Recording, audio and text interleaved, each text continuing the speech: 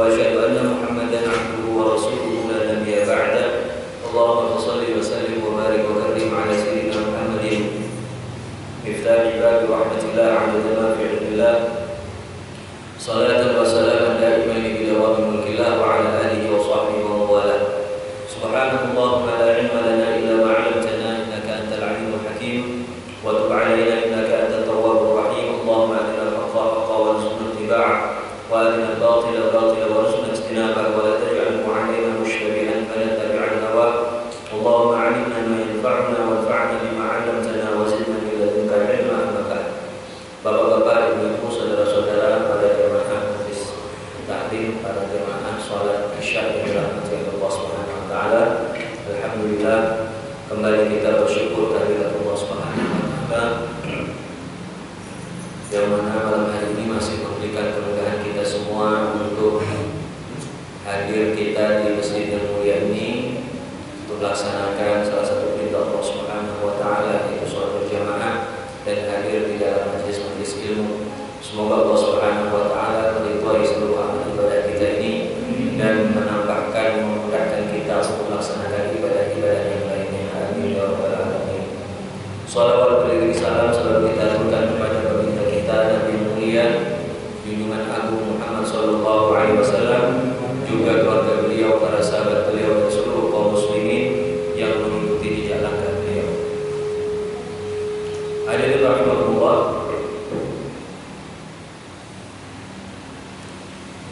Melanjutkan dari pembahasan kita membahas mengenai tata cara sholat, di mana pada pertemuan yang terakhir kita membahas mengenai rukun-rukun sholat, khususnya rukun yang ke-8 dan ke-9. Yang terakhir seingat saya tentang membaca tasyahud akhir, ya, tentang rukun yang ke-9 yaitu membaca bacaan tasyahud akhir. Sebelum kita lanjutkan, saya ingin kembali mengingatkan, ya, kita mengulangi sedikit apa yang kita pelajari pada pertemuan-pertemuan yang lalu, di mana rukun-rukun sholat ini ada 13 dan itu harus kita laksanakan secara benar, tidak sekedar asal-asalan dalam melaksanakannya. Jika tidak, maka sholat kita menjadi tidak sah. Ke-13 rukun tersebut adalah yang pertama niat dalam sholat, kemudian yang kedua bertakbir, takbiratul ihram, yang ketiga adalah berdiri di dalam sholat yang wajib jika mampu, yang keempat membaca surat Al-Fatihah, yang kelima melakukan rukuk, yang keenam i'tidal atau berdiri dari rukuk, yang ketujuh sujud sebanyak 2 kali dalam setiap rakaat, kemudian yang kedelapan adalah duduk di antara 2 sujud, dan yang ke-9 membaca bacaan tasyahud akhir. Kemarin kita sudah membahas tentang duduk di antara 2 sujud dan tasyahud akhir ini. Duduk di antara 2 sujud itu adalah duduk yang memisahkan antara sujud pertama dan kedua. Jadi fungsi utamanya hanya memisahkan 2 gerakan tersebut. Oleh karena itu dikenal juga atau disebut juga dengan rukun yang pendek. Ya, beda dengan rukun yang lain. Ya, duduk di antara 2 sujud ini adalah rukun pendek. Karena rukun pendek maka tidak boleh dilakukan lama-lama, tidak boleh dipanjangkan terlalu panjang. Kalau dipanjangkan secara sengaja maka bisa membatalkan sholat orang tersebut. Begitu juga di dalam rukun duduk di antara 2 sujud ini, seseorang harus melakukannya secara sempurna sebelum dia sujud yang kedua. Jadi tidak boleh, misalnya kadang-kadang kita melihat ada sebagian kaum muslimin, dia tidak duduk, tidak pula sujud. Dia sudah bangun dari sujudnya tapi masih membungkuk posisinya, kemudian langsung sujud kembali. Bahkan kadang-kadang ada yang tangannya itu masih persis berada pada posisi dia sujud, tidak bergerak, cuma kepalanya saja diangkat, kemudian dia sujud kembali. Itu orang yang seperti itu tidak sah sholatnya karena dia tidak melakukan rukun duduk di antara 2 sujud. Jadi harus duduk dulu. Ya, yang penting duduk jenis apa terserah, nanti memang disebutkan yang sunnahnya adalah duduk iftirash, yaitu seseorang yang duduk di telapak kaki kiri dengan kaki kanannya ditegakkan ke arah kiblat. kiblat, itu sunnahnya. Tapi kalau kita mau duduk dengan cara apapun ya tidak apa-apa, yang penting duduk dulu secara sempurna, kemudian baru sujud yang kedua.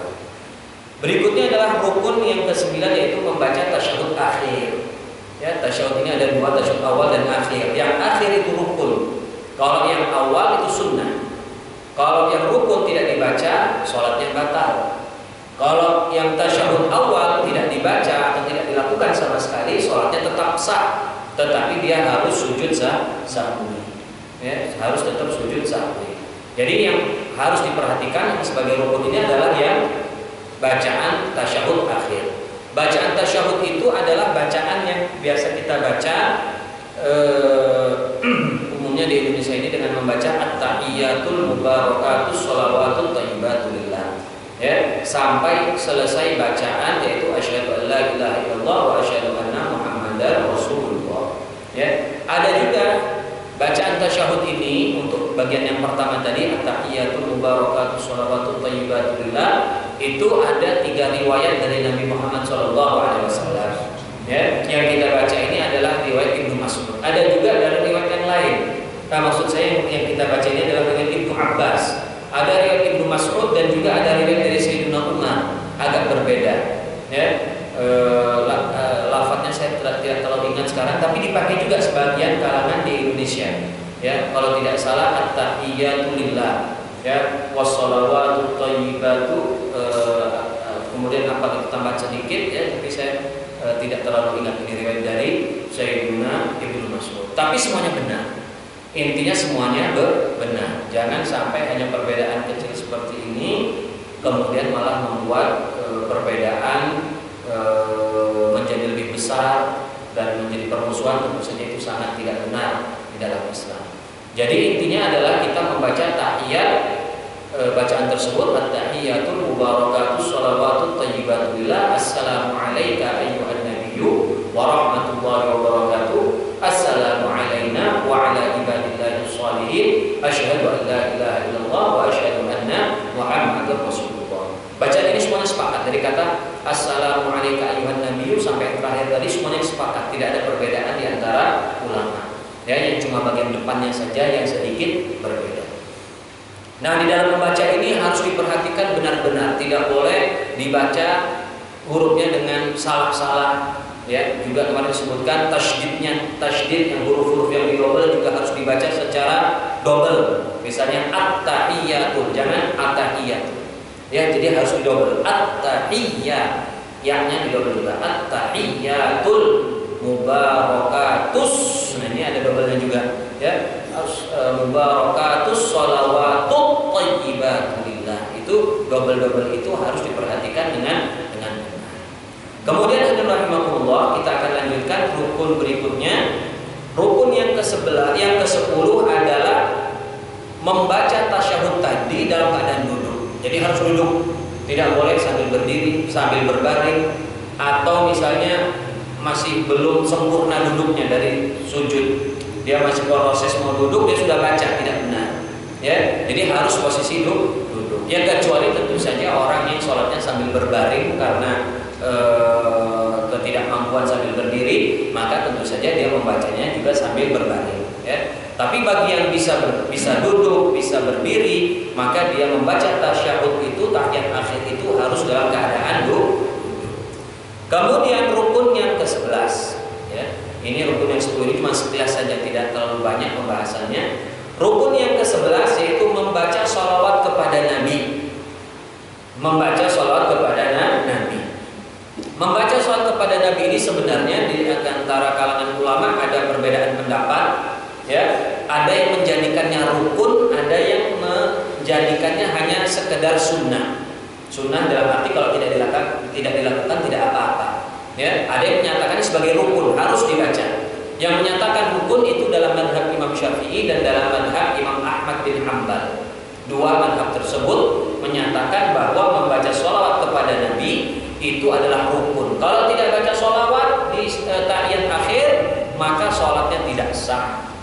Ya, maka sholatnya menjadi tidak sah. Ya. Nah, bacaan sholawat ini minimal adalah ya seperti bacaan sholat-sholat yang lain saja. Semua bacaan sholat boleh. Minimal misalnya apa? Allahumma sholli ala Muhammad, boleh. Allahumma sholli ala sayyidina Muhammad wa ala alihi, boleh. Apa saja baca sholat kepada Nabi dengan bentuk apapun, tidak apa-apa. Minimalnya apa? Minimalnya Allahumma sholli ala Muhammad. Allahumma, atau ditambah dengan sayyidina. Nah, sayyidina ini juga menjadi polemik juga di kalangan kita kaum muslimin. Sebenarnya tidak perlu dipermasalahkan itu seperti perbedaan-perbedaan dalam masalah-masalah yang lain. Seperti perbedaan apakah kita membaca bismillah atau tidak, atau kita baca qunut atau tidak. Semuanya itu masalah-masalah yang sepele. Jangan sampai kemudian memecah belah kita menjadi permusuhan hanya sekedar yang seperti itu.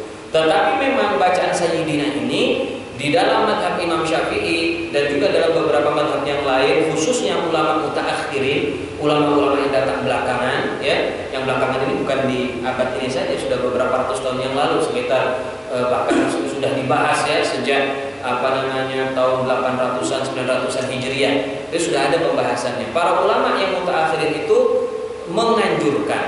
menganjurkan untuk menambah sayyiduna sebelum kata Muhammad, ya. Dan yang perlu kita garis bawahi rahimakumullah, permasalahan tentang pembacaan sayyiduna itu, ya, itu adalah kalau dibaca di dalam sholat seperti dalam sholawat ini. Sementara kalau pembacaan sayyiduna di luar sholat, seluruh ulama sepakat boleh.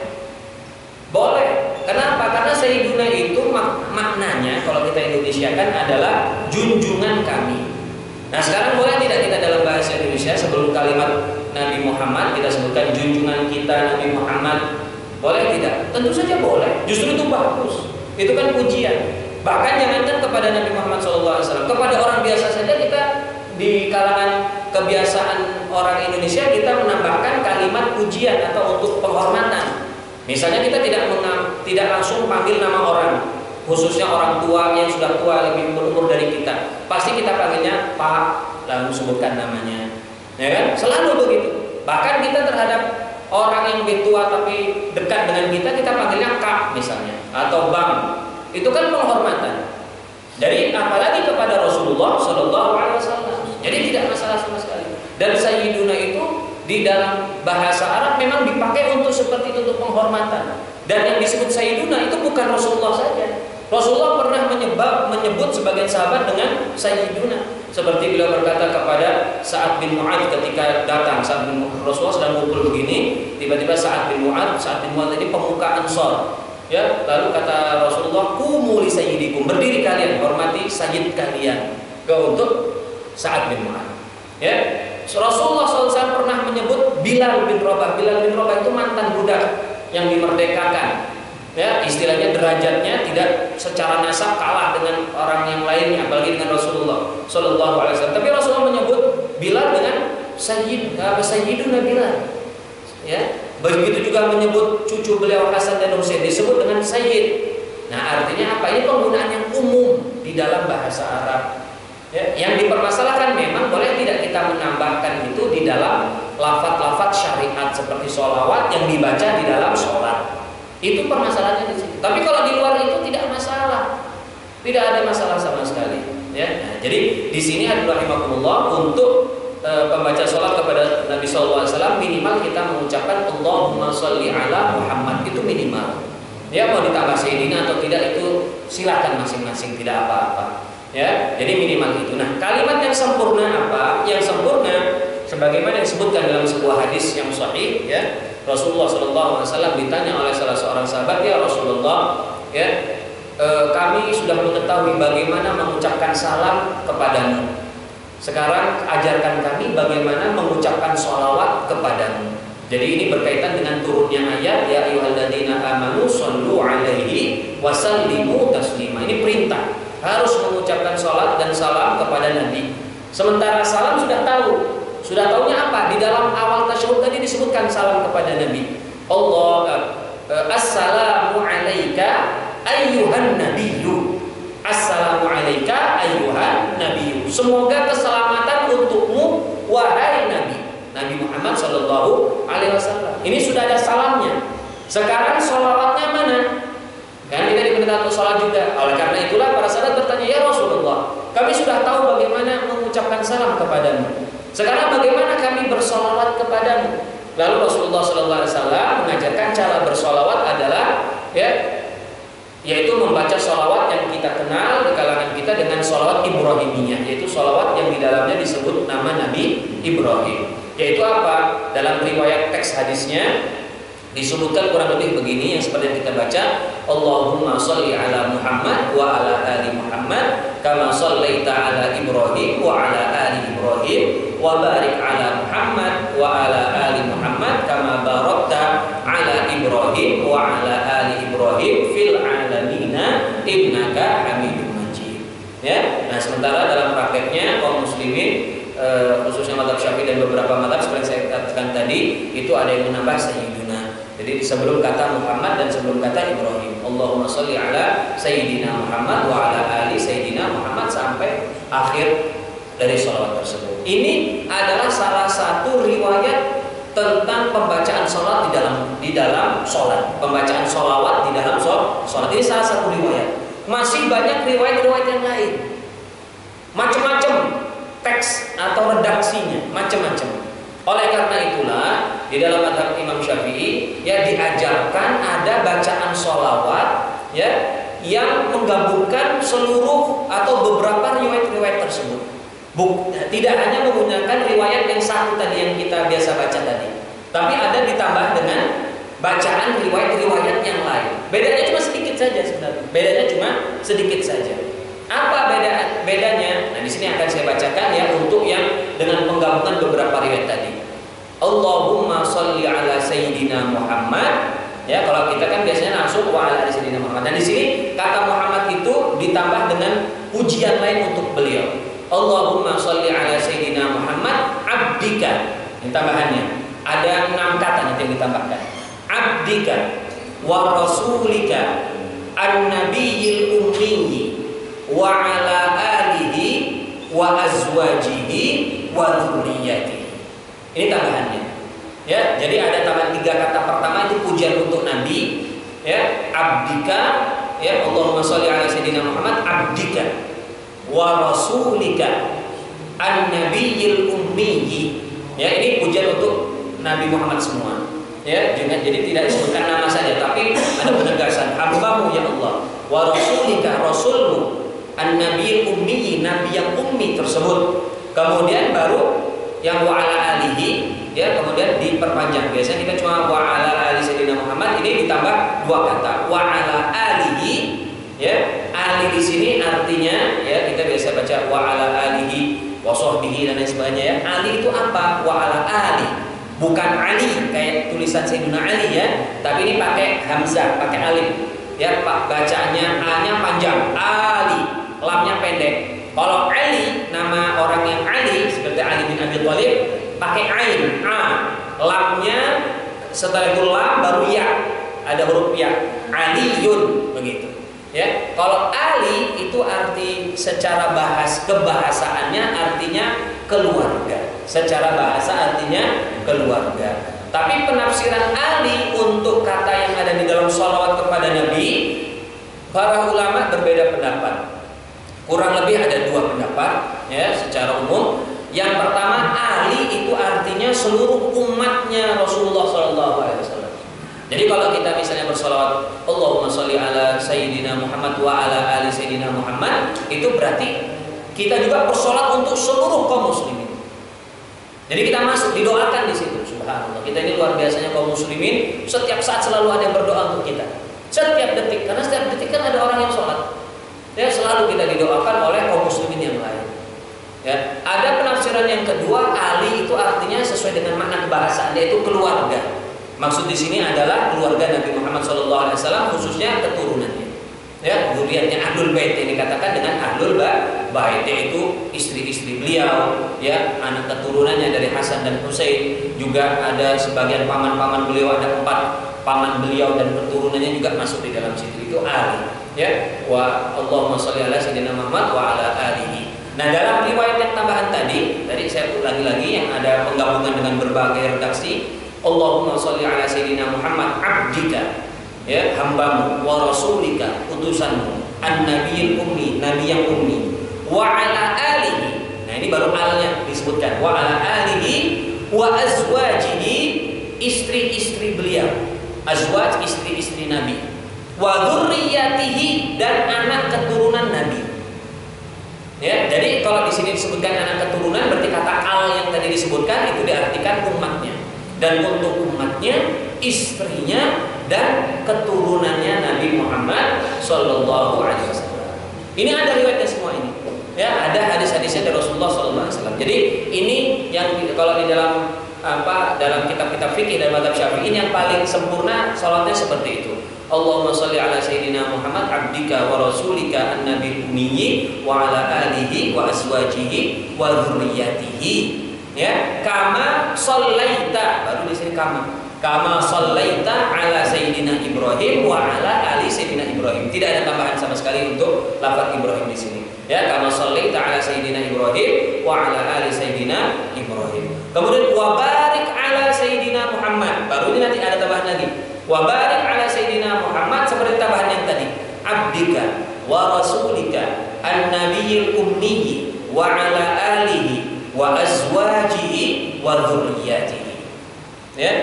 Abdika wa barik ala sayyidina Muhammad abdika wa rasulika an-nabiyil ummi wa ala alihi wa azwajihi wa dzurriyyatihi kama barakta ala sayyidina Ibrahim wa ala ali sayyidina Ibrahim fil alamin innaka Hamidum Majid. Nah, inilah bacaan sholawat di dalam sholat, harus dibaca. Kalau tidak dibaca, sholatnya menjadi tidak sah, ya, menjadi tidak sah. Nah, syarat-syaratnya apa? Syarat-syaratnya seperti yang disebutkan dalam syarat-syarat tasyahud akhir, ya, diantaranya adalah harus dibaca secara benar. Tasyahud-tasyahudnya juga harus dibaca secara benar. Ya, semuanya itu harus dibaca secara baik, ya, sehingga rukun itu menjadi sempurna. Kemudian rahimakumullah yang rukun ke-12, ya, rukun sebelum yang terakhir, ya, rukun yang ke-12 yaitu mengucapkan salam. Ya, mengucapkan salam sebagai penutup terakhir dari rukun, terakhir dari gerakan, yaitu mengucapkan salam. Salam ini yang dimaksud adalah, ya, minimal yaitu bacaan assalamualaikum. Itu saja minimalnya. Jadi kalau orang baca assalamualaikum sudah sah sholatnya. Ya, dan kalau yang sempurna seperti apa? Assalamualaikum warahmatullah. Itu yang sempurna. Ya, assalamualaikum warahmatullah. Ada di dalam sebuah hadis yang sahih bahwa Rasulullah SAW mengucapkan salam itu sampai ada tambahan lain. Assalamualaikum warahmatullahi wabarakatuh. Tambah wabarakatuh. Itu ada hadisnya. Tetapi mayoritas ulama tidak pakai ini. Saya lihat itu 4 mazhab itu tidak ada yang pakai sampai wa barakatuh. Alasannya saya tidak tahu apa persisnya kenapa tidak diambil hadis ini. Tapi kalau di dalam mazhab Imam Syafi'i, kata wa barakatuh itu dipakai untuk salam sholat jenazah. Jadi kalau kita sholat jenazah itu baru ditambah wa barakatuh. Assalamualaikum warahmatullahi wabarakatuh. Itu sampai begitu. Tapi kalau untuk sholat biasa sampai warahmatullah saja. Nah, salam ini hadirin rahimakumullah adalah bacaannya, bukan gerakannya. Ini yang penting. Jadi ada sebagian orang mengatakan apa yang memahami bahwa yang namanya salam itu harus nengok kanan dan nengok kiri. Tidak. Yang namanya salam itu adalah bacaannya. Kita membaca assalamualaikum itu. Kalau kita tanpa menengok sah-sah saja, karena menengok itu sunnah. Jadi misalnya kita menghadap ke kiblat, assalamualaikum, sudah sah. Dan yang menjadi rukun atau yang menjadi kewajiban yang harus kita ucapkan itu cukup sekali saja. Assalamualaikum. Yang kedua sunnah. Jadi kalau misalnya ada orang baca assalamualaikum nengok kanan, tiba-tiba dia batal, sholatnya sudah sah. Sholatnya sudah sah. Jadi cukup sekali saja dalam membaca salam. Tapi yang dianjurkan memang 2 kali.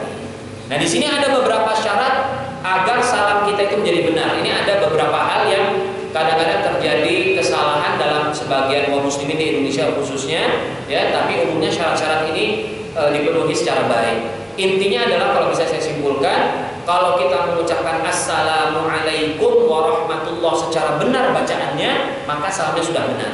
Tapi kalau ada sampai diganti-ganti huruf-hurufnya lalu merubah makna, maka itu menjadi tidak sah salamnya. Kenapa kok sampai begitu ketatnya? Karena memang Rasulullah begitu, dalam seluruh sholat tidak pernah ada Rasulullah mengganti salamnya. Selalu begitulah. Makanya disimpulkan dari situ bahwa bacaan itu baku, tidak dirubah-rubah. Apa saja misalnya? Ini yang pertama, ini sebagian ada kesalahan di sini. Ya, syarat pertama ini sebagai kaum muslimin di Indonesia melakukan kesalahan di dalamnya. Yaitu apa? Di sini disebutkan at-ta'rif. Ta'rif itu secara mungkin penjelasan ke Indonesiaan artinya adalah bahwa kalau kita membaca salam itu harus pakai alif lam di depannya. Jadi kita bacanya itu assa, ada sinnya double. Kalau kan tulisannya salam ya, sin lam alif mim, itu aja salam. Kalau ditambah alif dan lam di depannya bacanya jadi assa. Nah, itu harus ada alif lam itu. Kalau tidak ada alif lamnya, bacanya bagaimana jadinya? Salamun alaikum. Kalau baca salamun alaikum tidak sah. Dan ini sebagian ada kita yang tidak sengaja. Orang sholat cepet-cepet, dan tahiyat akhir langsung ngomong assalamualaikum, assalamualaikum, salam gitu deh. Assalamualaikum warahmatullahi. Itu untuk sholat tidak benar. Meskipun kalau untuk keseharian boleh saja, tidak masalah. Untuk keseharian kalau kita mengucapkan kepada orang lain salamun alaikum, itu sudah benar. Secara bahasa sudah benar. Tapi ini secara syariat memang Rasulullah selalu menambahkan alif lam, assalamualaikum. Jadi tidak benar kalau kita sholat assalamualaikum, assalamualaikum, tidak. Ya, kalau di luar sholat oke, tidak masalah. Ya, itu yang pertama. Yang kedua, saya akan pilihkan saja yang sering beberapa kesalahan ya di Indonesia. Mengucapkan salam itu harus menghadap kiblat dadanya, karena posisinya kan dalam posisi sholat. Ya, dada ini nggak boleh bergerak. Kalau kepala, kalau muka boleh saja bergerak. Kita kan dianjurkan tengok kanan, tengok kiri. Itu yang bergerak kan kepala. Tidak boleh digerakkan dada. Jadi ada orang salam misalnya, ya, karena dia berlebihan, assalamualaikum. Ini dadanya ikut bergerak sampai dia menyerong, tidak menghadap kiblat. Ini batal kalau dilakukan secara sengaja. Jadi kalau kita sholat, apa yang harus digerakkan? Kepala saja. Assalamualaikum warahmatullahi, assalamualaikum warahmatullahi. Begitu. Dada jangan sampai ikut. Kalau dada ikut, kita sama saja memalingkan sholat kita bukan dari kiblat, dan itu batal. Ya, dan itu membatalkan. Kemudian yang juga perlu di sini syaratnya adalah dia harus memperdengarkan bacaan salam itu minimal kepada dirinya. Artinya dikeraskan sedikit, minimal terdengar oleh dirinya sendiri. Jadi tidak boleh dalam hati. Kita nengok kanan, nengok kiri, mengucapkan salam dalam hati. Seperti dalam zikir-zikir sebelumnya, dalam Fatihah, dalam tasyahud, dalam sholawat juga tidak boleh dibaca dalam hati. Ya, seperti yang saya gambarkan kemarin, kita kalau misalnya di dalam sholat baca ada tulisan di masjid atau baca tulisan ada di depan, ada jamaah yang di depan kita, ada bacaan di pakaiannya, tidak batal kita sholatnya meskipun kita baca baik sengaja maupun tidak, ya, karena bacaannya di dalam hati. Dalam hati itu bacaan tidak dihitung. Begitu juga kalau kita baca Fatihah, kalau di dalam hati tidak dihitung. Jadi harus digerakkan dalam bibir kita, ada suaranya, dan suaranya minimal terdengar oleh diri kita sendiri. Dan syarat ini disepakati oleh seluruh ulama. Tapi kadang-kadang kita masih saja melihat orang baca Fatihah dalam hati, mulutnya tidak bergerak, diam, toto dia nunduk, berdiri dan lain sebagainya. Itu secara hukum tata cara sholat adalah tidak benar sama sekali. Ya, nah inilah hadirin rahimakumullah. Jadi ada beberapa hal yang berkaitan dengan salam yang perlu kita perhatikan. Di sini sebenarnya ada 10 syarat di dalam salam, tapi tidak saya sebutkan semua karena umumnya syarat-syarat yang lain itu sudah kita penuhi. Yang misalnya pakai bahasa Arab, jelas kita mencoba pakai bahasa Arab. Ya, kemudian assalamualaikum harus pakai kum yang artinya kalian. Kalau kita ganti ka, assalamualaika, semoga keselamatan untuk kamu, itu tidak betul. Ya, tidak sah. Ya, jadi memang kalau kita seperti saya katakan di awal tadi, kalau kita baca assalamualaikum warahmatullahi secara benar, insya Allah bacaan kita sudah tepat, ya, tidak merusak daripada sholat kita. Dan yang terakhir, rahimahumullah, rukun ke-13 yaitu tertib. Seluruh hal itu harus dilaksanakan secara urutan. Tidak boleh ada yang akhir dimajukan, yang awal diakhirkan. Nah, inilah 13 rukun di dalam sholat, ya, yang merupakan rangka dari sholat itu yang harus kita lakukan secara benar. Ya, tidak boleh asal-asalan, tidak boleh kurang, tidak boleh kurang dari standar minimumnya dalam setiap gerakan atau dalam setiap ucapan yang ada di dalam sholat tersebut. Nah, berikutnya setelah ini adalah pembahasan tentang sunnah-sunnah sholat. Nah, tentang sunnah sholat ini ya kalau dilakukan bagus, tidak juga tidak apa-apa. Ya, tetapi ini sangat penting untuk memberikan nilai yang tinggi dalam sholat kita. Kalau kita tidak melaksanakan sunnah, ya sholat kita seperti tidak melaksanakan apa-apa. Ya, cuma sah segitu saja. Tidak ada pahalanya. Pahalanya sangat kecil. Ya, pahalanya sangat. Nah, oleh karena itulah kita mungkin lebih penting nanti kita untuk memperhatikan sunnah-sunnah ini. Ya, kita akan kaji secara mendalam. Ya, juga dengan mazhab-mazhab yang lain seperti biasa. Ya, dan kita lihat juga apa fenomena yang terjadi di dalam masyarakat, ya, gerakan-gerakan yang kadang-kadang tidak disebutkan sama sekali oleh para ulama. Nah, itu yang penting juga untuk kita jelaskan insyaallah dalam pertemuan-pertemuan yang akan datang. Baik, rahimahullah, ini saja mungkin pembahasan kita pada malam hari ini. Insyaallah kelanjutannya yaitu berkaitan dengan sunnah-sunnah sholat akan kita bahas pada pertemuan minggu depan insyaallah. Sebelum kita tutup seperti biasa, jika ada yang ingin bertanya kami persilakan. Tidak harus berkaitan dengan rukun ya. Yang lain. Silakan.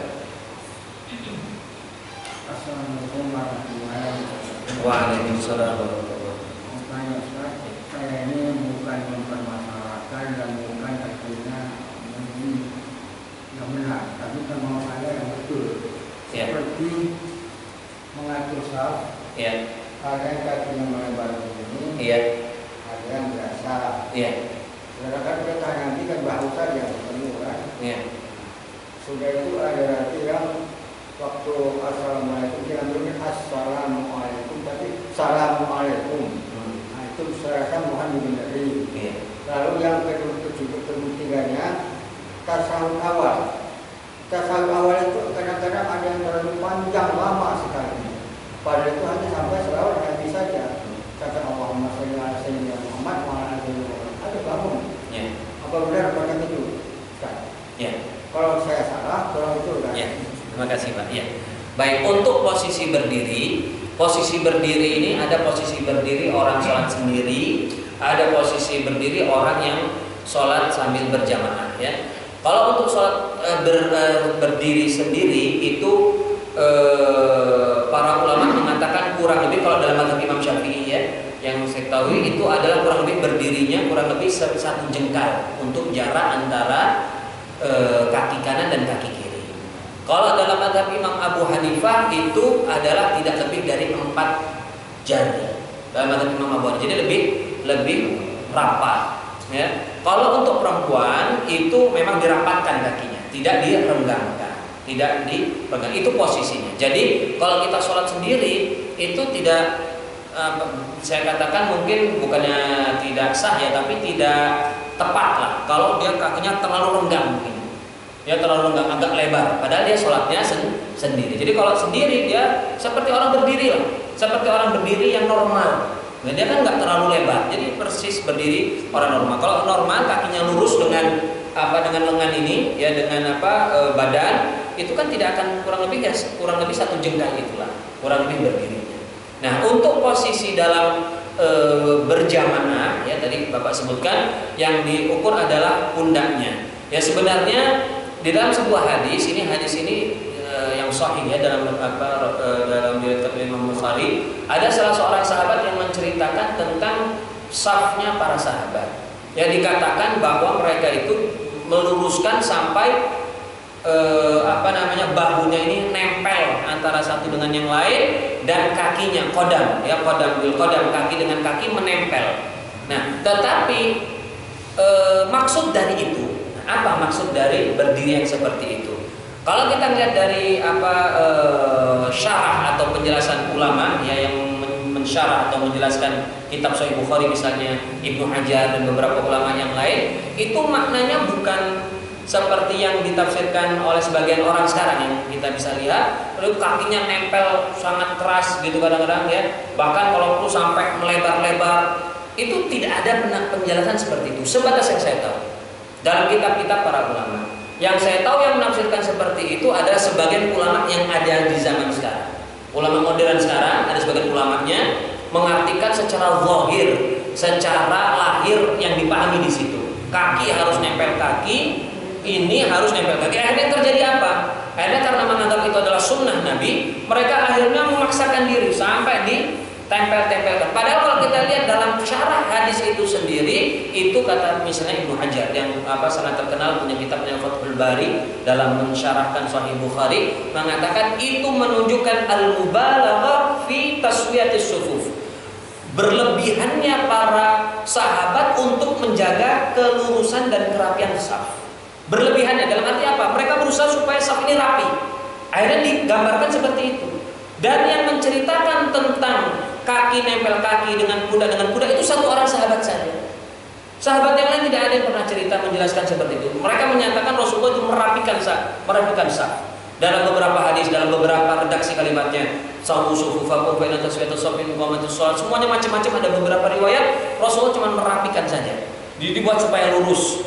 Ya, yang menceritakan kaki nempel dengan kaki dan ini dengan ini itu cuma satu orang sahabat, ya, dan itu penafsiran atau penjelasan para ulama itu menunjukkan hanya betapa mereka itu dalam menjaga saf itu dibuat serapi mungkin, selurus mungkin, bukan kaki ditempel kaki. Tidak ada yang mengatakan itu berarti kesunahan kaki harus tempelkan dengan kaki. Apalagi yang terjadi yang saya lihat sendiri dan saya rasakan sendiri, kadang-kadang kita sampai kakinya itu menginjak dengan kaki orang lain. Nah itu kan berbeda. Ada yang kadang-kadang ya kalau dia mau praktekkan dengan pemahaman dia sih silakan, atau dengan orang yang sepaham dengan dia silakan. Kadang-kadang ada orang yang tidak sepaham dengan dia dalam penafsirannya, ya, dia menjauhkan, dikejar. Nah itu kan lebih repot. Akhirnya menghilangkan konsentrasi dari sebelahnya. Dan ini kan bahaya. Kita kalau mengganggu orang lain dalam sholat kan hukumnya haram. Mengganggu orang lain, akhirnya perasaan orang sebelahnya apa? Dongkol, jadi orang ini gimana? Nah, kadang-kadang ya itu yang jadi kalau misalnya tidak mau, ya sudah biarkan saja.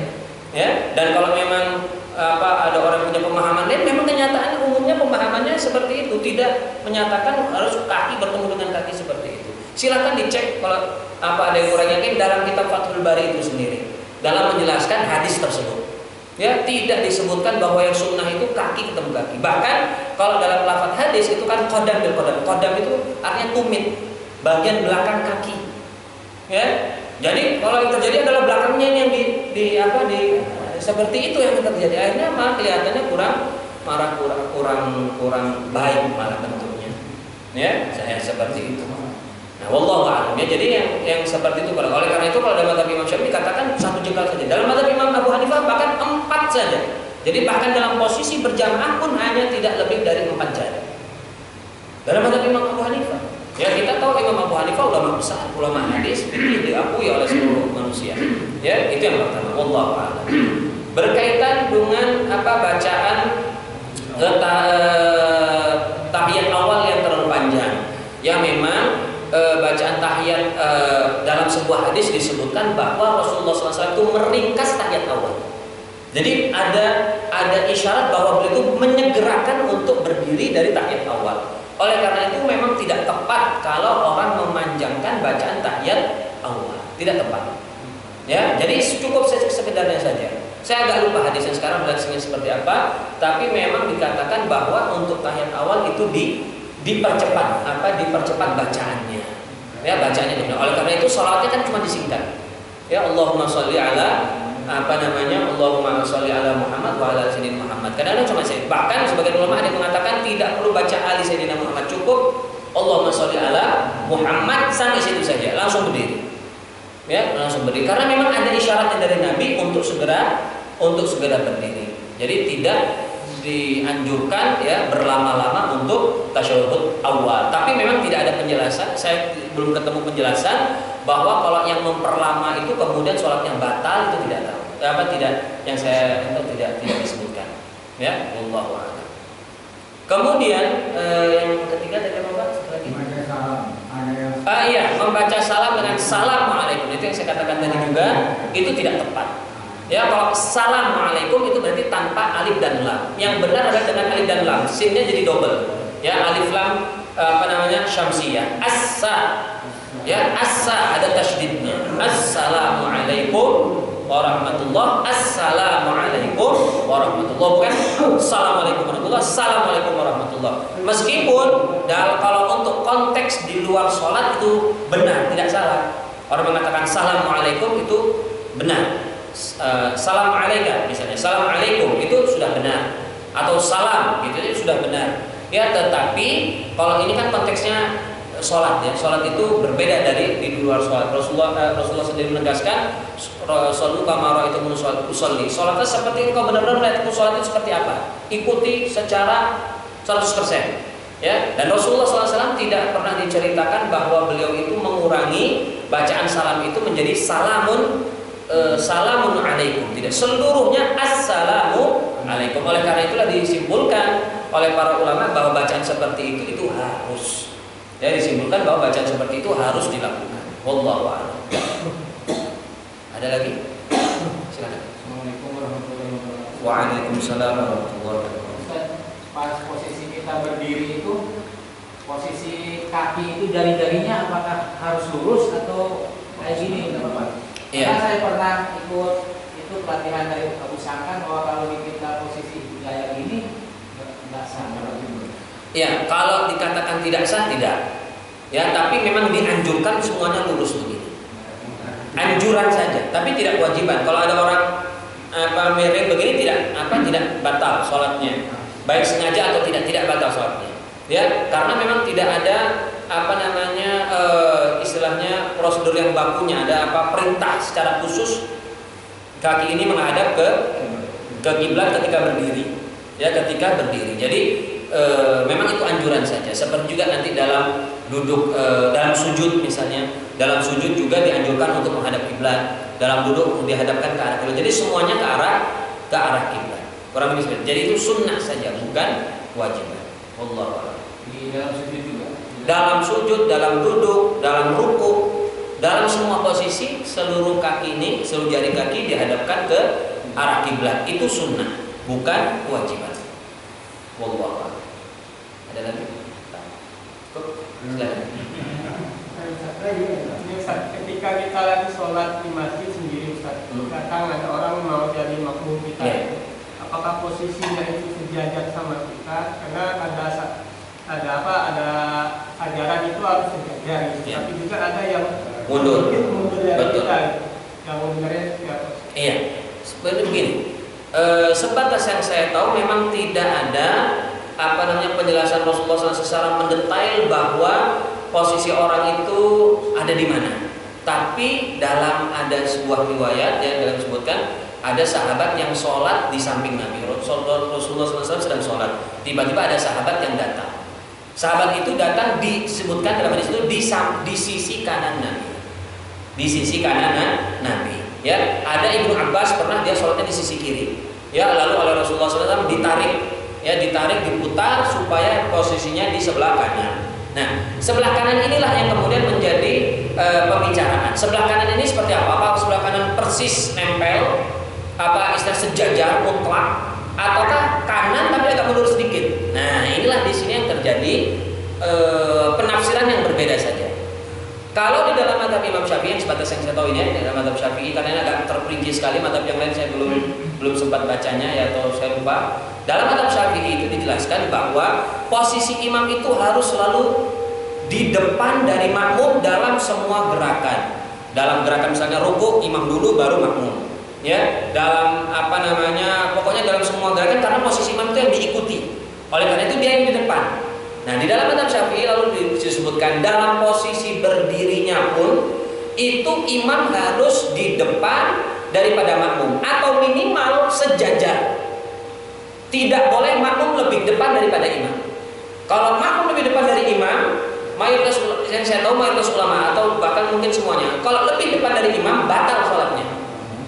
Karena bukan jadi posisinya imam lagi kalau dia di depan imam, jadi dia yang jadi imam, bukan makmum lagi. Nah, oleh karena itulah minimal batas minimum sekali, dan ini ada sejajar minimumnya. Tapi minimum ini beresiko, punya resiko besar.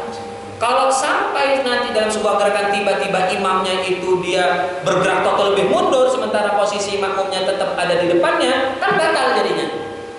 Oleh karena itulah dibuat atau namanya dikondisikan supaya posisi makmum itu aman. Sehingga dia disuruh mundur sedikit. Itu kurang lebih penjelasan tafsir seperti itu. Jadi karena posisinya, dan yang dihitung apa? Yang dihitung itu adalah lutut, tumit. Yang dihitung dalam maju mundurnya atau kesetaraannya itu adalah tumit, bagian belakangnya. Nah, biasanya ini yang menjadi masalah. Kenapa kok orang itu diminta untuk mundur sedikit? Ketika orang berdiri, tumit dengan tumit mungkin sama, sejajar. Ya, tumit sama tumit tidak masalah. Belakang ini. Tapi yang akan bermasalah adalah ketika sujud dan bangun dari sujud. Kalau orang sujud, tumit ini kan pasti maju ke depan, ketarik ke depan kan? Kita kan sujud berdiri di atas jari kita. Ketika sujud atau ketika duduk, kita juga akan narik ke depan badan kita ini sehingga bagian belakang itu adalah telapak kaki. Tumitnya naik ke atas, ke depan kurang lebih 1 jengkal atau kurang. Nah, kalau makmum juga sejajar persis ketika berdiri, ketika duduk dan lain sebagainya. Ini dengan imam, lalu ketika imam itu maju, nah ini tumit kan naik begini. Lalu diikuti oleh makmum juga, berdiri begini. Ya. Nah, sekarang imam dia berdiri dari sujud mau berdiri. Maka kan otomatis tumitnya akan ke belakang. Sementara posisi makmum masih di depan, batal sholatnya makmum ini. Nah, inilah yang menjadi dasar kenapa kita itu diminta mundur sedikit. Minimum untuk mengurangi resiko batal kita sholat. Itu jadi seperti ini. Jadi imam itu makmumnya sedang duduk misalnya atau sedang sujud, imam berdiri, pasti mundur di tumit ini. Sementara tumitnya makmum masih di depan, akhirnya posisinya berbalik, makmum jadi di depan. Meskipun dalam berapa berapa detik lah begitu katakanlah, tapi tetap di depan, batal ini posisi seperti ini. Oleh karena itulah dianjurkan supaya mundur. Ya, dianjurkan sedikit mundur. Dan mundur itu kalau di dalam mazhab Imam Syafi'i itu maksimal adalah 3 dhira'. 3 dhira' itu 3 hasta. 1 hasta itu kurang lebih 60 cm. Itu maksimum mundurnya. Seperti orang yang makmuman. Jadi misalnya 1,5 meter lah kurang lebih. Jadi kalau kita berdiri di sini ya kurang lebih ada belakang itu maksimal. Nah, jadi tidak boleh lebih jauh sana lagi, itu bukan makmuman lagi, bukan jamaah lagi. Sudah terputus. Jadi dibatasi dengan kurang lebih 3 hasta, itu maksimalnya. Kalau bagusnya di sampingnya mundur lagi sedikit supaya mengurangi resiko itu saja. Ya, wallahu a'lam. Ada lagi? Cukup? Baik, kalau silakan. Ngomongnya kan imam sama makmum dua. Ya. Itu ada yang datang lagi. Kan datangnya mungkin agak. Ya. Kalau datang makmum kedua, ini mayoritas ulama mengatakan posisi makmum itu harus mundur. Lalu posisi makmum yang datang baru di sampingnya. Gitu. Atau kalau misalnya tidak memungkinkan mundur, misalnya belakang ada sesuatu, imamnya yang suruh maju. Jadi imam jangan kaget kalau misalnya dia yang diminta maju. Tidak masalah. Yang penting posisinya adalah imam di depan, yang 2 orang itu ada di belakang. Ini mayoritas ulama begitu. Dalam mazhab Imam Abu Hanifah kalau tidak salah dia kanan kiri. Kalau kanan. Maksudnya apa? Kalau dari sebelah sininya atau sebelah sini yang baik. Di belakang dia sejajarnya dengan makmum. Sejajarnya dengan makmum. Untuk yang makmum yang baru datang yang kedua, jadi nanti imamnya ini maju ya atau makmumnya yang mundur. Nah, nanti makmum yang baru ini dia berada di belakang imam. Berada, iya ini yang paling utama di situ. Tapi kalau misalnya toto dia ada di belakang kanan dari si makmum, tidak masalah, soalnya tidak batal. Tapi yang utama dia berposisi di belakang imam, begitu. Tapi resikonya dengan nyawil makmum ya. Iya, sebenarnya menjawil itu apa? Iya. Imam berarti nyuruh imam maju. Iya, kalau menjawil imam, imamnya yang maju. Harus paham saja dalam posisi imamnya suruh maju gitu, maju. Kalau makmumnya kita tarik ke belakang berarti makmumnya. Wallahu a'lam. Cukup? Baik, hadirin rahimakumullah. Insyaallah kita lanjutkan pembahasan ini pada pertemuan yang akan datang. berkaitan dengan sunnah-sunnah sholat. Semoga apa yang telah kita bahas pada malam hari ini bisa bermanfaat bagi kita semua dan bisa untuk kita praktekkan di dalam ibadah kita, dalam sholat kita, sehingga sholat kita bisa menjadi lebih baik. Ini yang bisa saya sampaikan. Mohon maaf atas segala kekurangan. Aku qouli hadza wa sallallahu wa lakum wa sallallahu ala sayyidina Muhammadin nabiyyi wa ala alihi wa sahbihi ajma'in. Walhamdulillahirabbil alamin. Wassalamu alaikum warahmatullahi wabarakatuh.